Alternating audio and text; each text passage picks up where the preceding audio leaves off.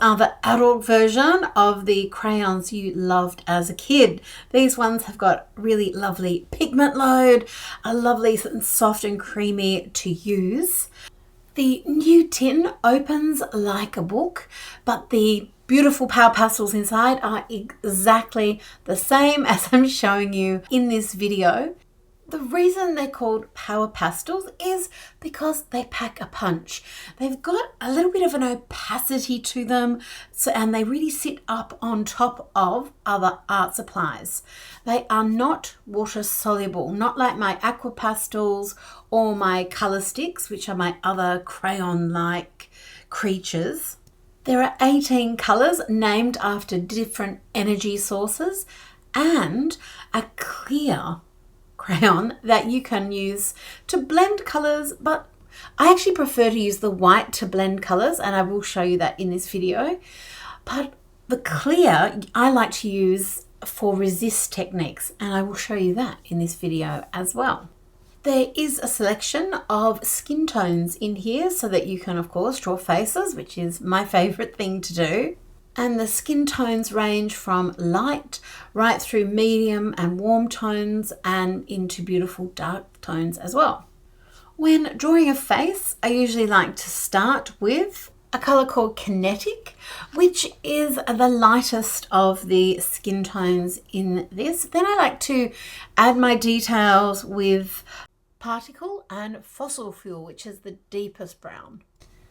There's also some nice warm colors you can use to add life to the skin. Voltage is a beautiful pink, Thermal is a really vibrant red, and Electron is a gorgeous orange. And you can see where I've been layering those for the lips and just starting on the cheeks. The beautiful part of these pastels is they are a mixture of oil and wax.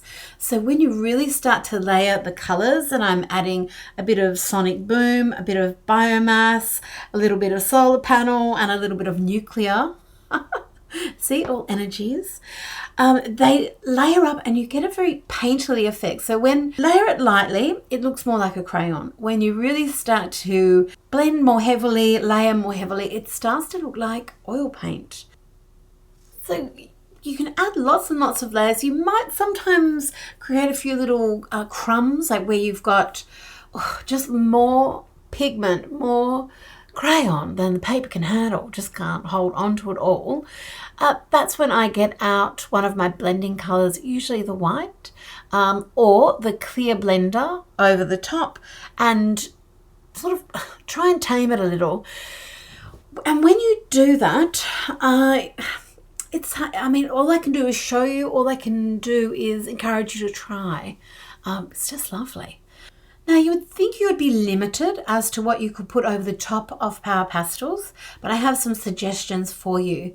My Ultimate pens and the LTQ pen both have an ink formula that will stick over the top of these and any other crayon as well.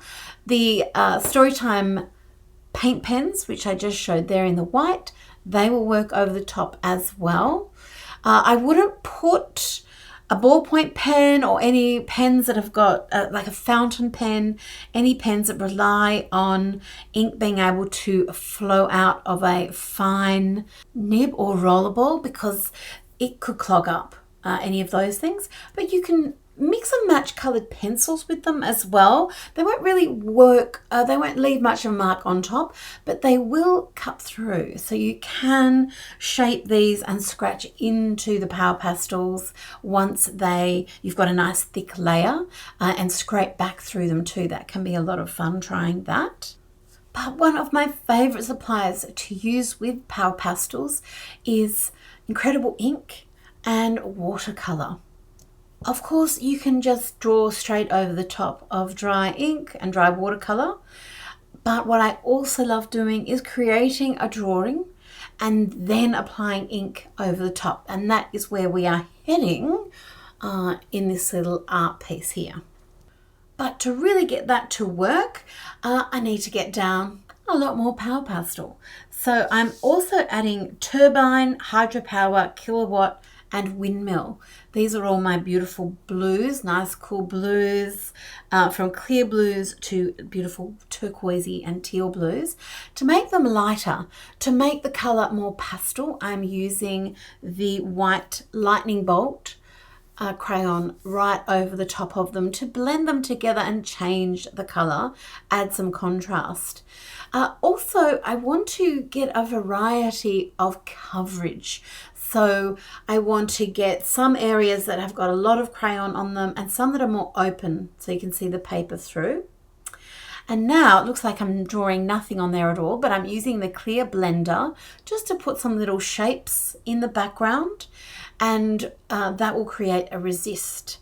I've just dotted a little bit of Incredible ink on my splat mat and just lifting it up with a damp paintbrush and putting it on, and now you can see where that resist is. I love this technique. This takes me back.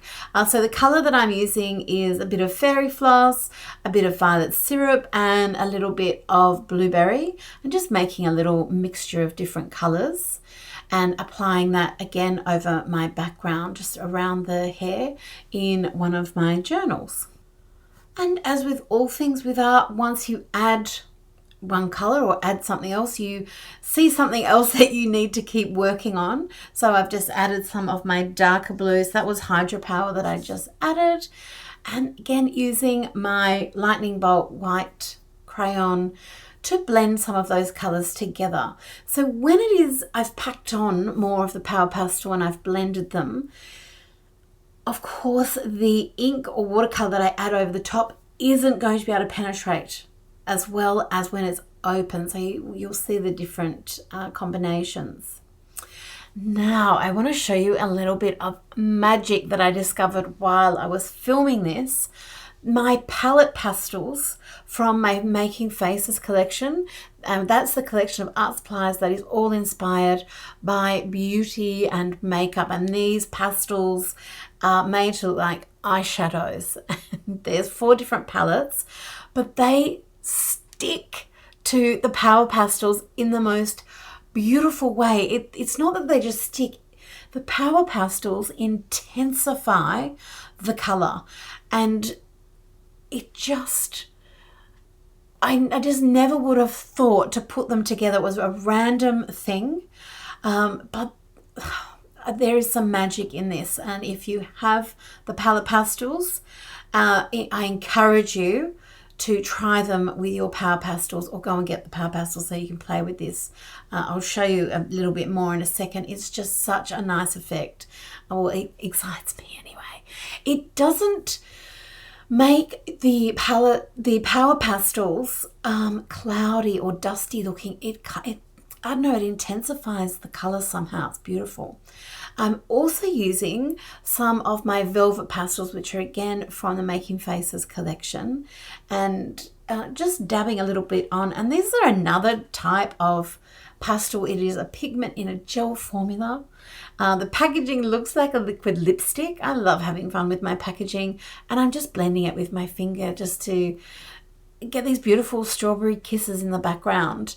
I'm going to add a little bit of fresh air in my Incredible ink. That was that little pear-shaped bottle that flew across the screen. Also add a few little drops of Mermaid's Tail, and with a damp brush pick that up off my splat mat and just add it straight over the pastels. So anywhere where there's paper still visible, the ink will be able to sink down and into it, and anywhere where there's the crayon, where the beautiful Power Pastel is, it's going to resist that because of the oil and wax in the Power Pastel. So you're going to get the Power Pastel standing out proudly away from the ink. So the ink will bead up. Just let it sit for a moment. Do whatever painting you need to do, and then come back over with a paper towel and just gently lift off the excess ink. It'll just come straight off. You can leave it. It will dry eventually, but it kind of always wants to smear off, so I think it's better to lift it off. Here I am just playing with the palette pastels in the Mineralize palette, which has got mica in it, just to add a little bit of zhuzh to the paper.